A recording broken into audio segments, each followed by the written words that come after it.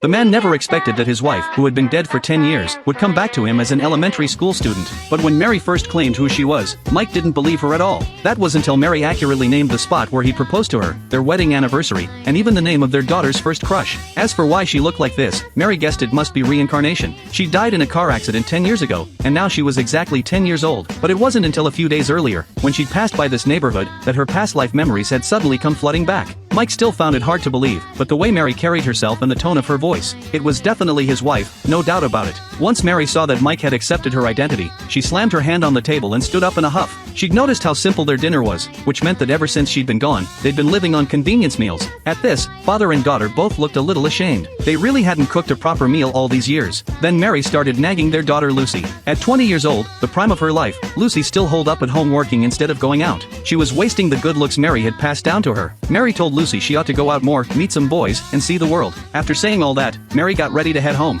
After all, she was still just an elementary school student. Her parents would worry if she stayed out too late, but Mike couldn't hold back. He chased after her. 10 years worth of longing for his wife poured out of him in tears. When Mary had died in that car crash, he'd almost followed her to the grave. But hearing this made Mary upset. She could see how listless and unmotivated Mike had been since her death. She told him he needed to pull himself together, and not let his despair ruin their daughter's life. Mike knew she was right. His moping around all these years had let their daughter down, so he resolved to turn over a new leaf with real action. The next day, he ditched his usual slovenly look completely, and broke into a smile that hadn't been seen in ages. His co-workers were totally confused. They couldn't figure out why their boss seemed like a whole new person. Then, during lunch break, Mike finally got to eat a bento made by his wife again. It turned out Mary had promised to make him lunch every week, just to help him eat better. Thinking about Mary, with her tiny little body, slaving away in the kitchen for him, Mike's heart was filled with a mix of joy and gratitude. But just as he was tucking into his meal with gusto, his colleague Jenny walked over. She said she wanted to sit with him and eat.